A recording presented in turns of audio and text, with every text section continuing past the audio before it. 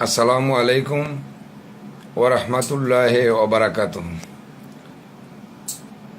আমার কিছু এই বর্তমান অবস্থা পরিপ্রেক্ষিতে আমি কিছু কথা বলার অভিপ্রায় নিয়ে আজকে এই ভিডিওতে লাইভে হাজির হয়েছি। আমার লোকে যায় বলুক, আমার মতটা একটু ভিন্ন, আমার কথাটা একটু ভিন্ন। এটা আমার কথা বলার উদ্দেশ্য হলো দল বাঁচান, দেশ বাঁচান।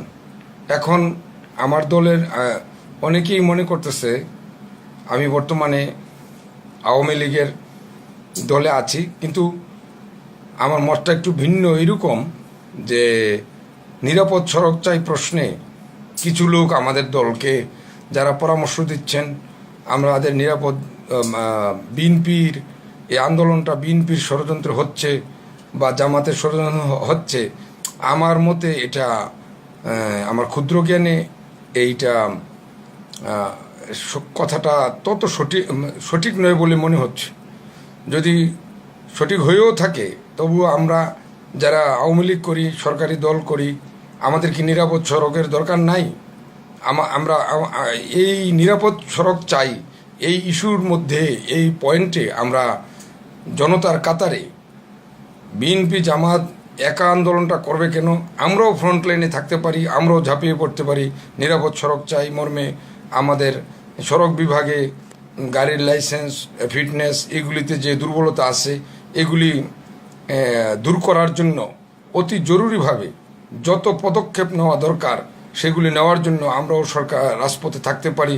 সরকারের আমাদের যারা ক্ষমতায় আছে তাদের কাছে আমরাও অনুরোধ করতে পারি জনতার কাতারে, যে দেশের জনগণের জন্য, দেশটা জনগণের এবং দলও জনগণেরই। কিন্তু এই সময়ে এই সুন্দর ছাত্রদের এই দাবিতে আমরাও তো মাঠে থাকলে আমি মনে করি দলের ইমেজ নষ্ট হবে না, দলের ভোট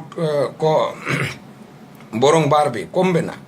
এখন যারা এই নিরাপদ সড়ক চাই আন্দোলনে ছাত্ররা রাজপথে নেমেছে, এর বিরুদ্ধে আমাদের আওয়ামী লীগের নাম নিয়ে বিরোধিতা করছেন বা ছাত্রলীগের নাম নিয়ে বিরোধিতা করছেন, আমার মনে হয় এই ভাইয়েরা হয়তো রাগ হবেন কিনা জানি না, বা আমি রাগ হওয়ার জন্য বলছি না, একটু ভেবে দেখবেন এই দাবিরতে আন্দোলনে আমরাও জনতার কাতারে জনতার সাথে থাকতে পারি। এতে দলের সরকারি দল হয়েছি বলে আমাদের কোনো অসুবিধা হওয়ার কথা না। আমার এই ক্ষুদ্র জ্ঞানে আমি এতটুক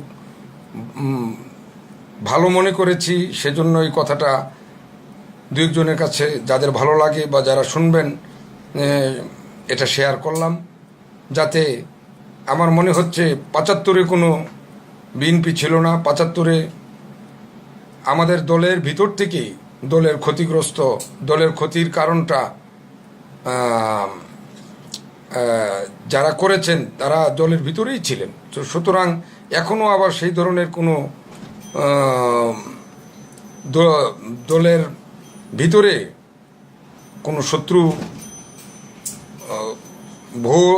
ভুল সিদ্ধান্ত দিয়ে দলকে বিপদগামী করছে কিনা, আমার প্রাণপ্রিয় নেত্রী এবং আমাদের দলের যত উপদেষ্টা মণ্ডলী, সম্মানিত উপদেষ্টা মণ্ডলী, দলের নীতি নির্ধারক, সম্মানিত নীতি নির্ধারক গণের কাছে আমারও অনুরোধ, এই জরুরি মুহূর্তে অন্তত পক্ষে আমার অল্প জ্ঞানে, ক্ষুদ্র জ্ঞানে মনে হয় যেন প্রথম অবস্থায় যে ছাত্রদের মৃত্যুতে যে শাহজাহান খান আমাদের মাননীয় মন্ত্রী হেসেছেন না কান্না করে, ওনাকে পদত্যাগ করে পদত্যাগের ঘোষণা দিলে ভালো হবে।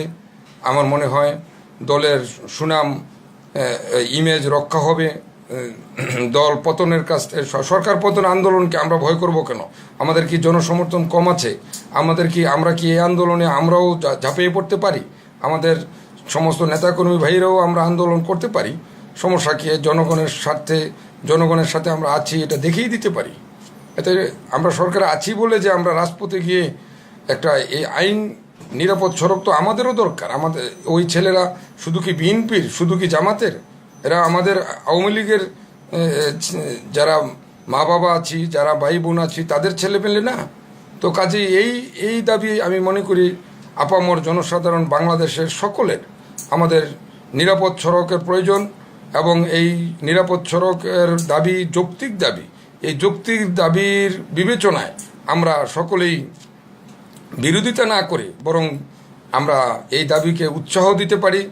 জনতার কাতারে আমাদের আওয়ামী লীগ, বাংলাদেশ আওয়ামী লীগের সকল নেতাকর্মীরাও আমরাও দাঁড়াতে পারি এবং এই সরকারে যে আমাদের যে সম্মানিত যে নেতাকর্মীরা আছেন তারাও ভেবে দেখতে পারেন কিভাবে নিরাপদ সড়ক বাস্তবায়নের জন্য কি করা যায়, কিভাবে আইন তৈরি করা যায়, দুর্বলতাগুলি দূর করা যায়।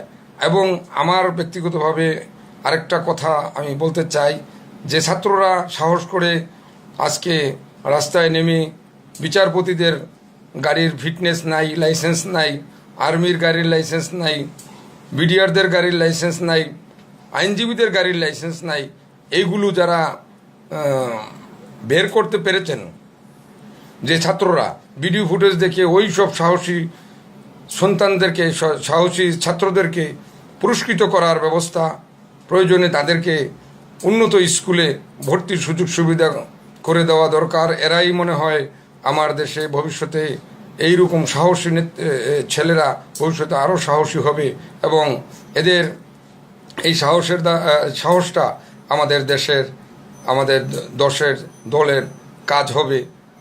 সেই জন্য আমার মনে হয় এই ধরনের ছাত্রদেরকে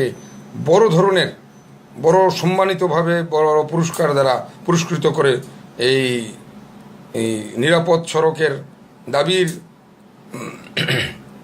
সম্মান জানানোর প্রমাণ সাক্ষ্য আমরা রাখতে পারি, ইতিহাস লিখতে পারি।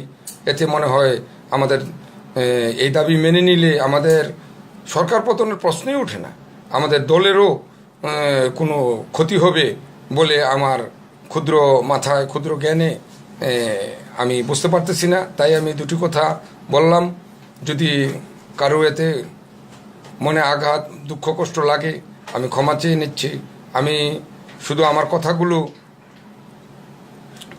বিবেচনা করার জন্য এই মুহূর্তে সরকার পতনের আন্দোলন ঠেকানোর কৌশল হিসেবেও আমি এই কথাগুলোকে বলেছি।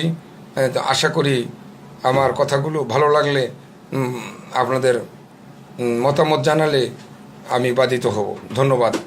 জয় বাংলা, জয় বঙ্গবন্ধু।